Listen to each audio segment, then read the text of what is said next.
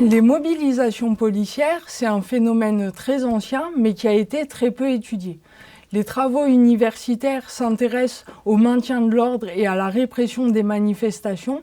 Moi, ce qui m'intéresse, ce sont les mobilisations protestataires des policiers eux-mêmes. Parce que si le gardien de la paix, qui est le plus petit grade de la police, a un meilleur salaire, une meilleure retraite, des syndicats qui sont les plus puissants du monde du travail, cela n'a pas été offert par les pouvoirs politiques. Tous ces acquis l'ont été par la lutte des policiers eux-mêmes. Les historiens se sont surtout intéressés aux mobilisations qui ont contribué à faire basculer des régimes. En sociologie, il a fallu attendre 2018 pour que la thèse pionnière de Benjamin Pabion vienne s'intéresser au travail syndical policier sous l'angle de la sociologie du travail et du syndicalisme. Pour ma part, j'ai ouvert un champ de recherche sur les mobilisations policières, ce qui passe notamment par l'observation et l'échange direct avec les manifestants ou les organisateurs. Depuis bientôt 2 ans que je fais ce travail, j'ai tout d'abord été confrontée à un répertoire extrêmement riche d'actions collectives. Des manifestations de rue, des rassemblements, des dépôts collectifs d'arrêt maladie, des blocages de la circulation, des performances artistiques, etc. D'ailleurs, en bons fonctionnaires qu'ils sont, les policiers se joignent aussi discrètement aux manifestations classiques du monde du travail. Jusque dans les années 80, il y avait des cortèges syndicaux policiers dans les grandes manifestations de fonctionnaires, chose qui paraît totalement impensable aujourd'hui.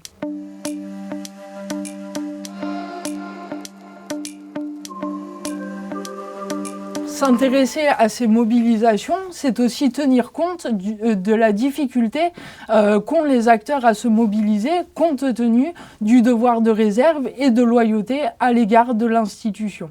Suivre ces mobilisations, ça permet de se tenir à l'écart des discours militants de type « ces mobilisations sont factieuses » ou « elles ont été pilotées par le Rassemblement national ».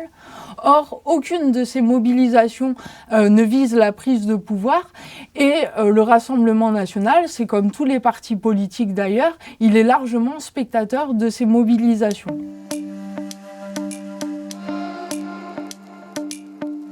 Comprendre les mobilisations policières, c'est combler 3 points aveugles des débats actuels sur la police. Le premier point aveugle, c'est comment les grands mouvements sociaux d'ampleur traversent l'institution policière.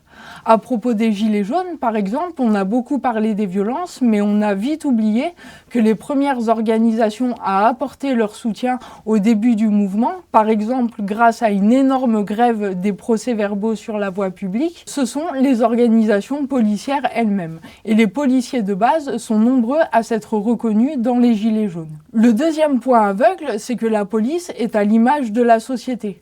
Par conséquent, il y a tout un ensemble de revendications qui traversent l'institution policière. Il y a débat sur le sens du métier, sur les manques de moyens, sur l'évolution de la société.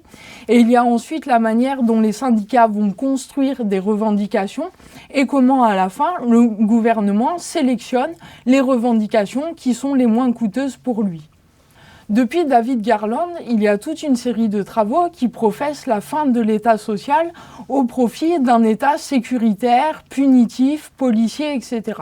Dans cette optique, la police et les policiers seraient largement bénéficiaires de cela.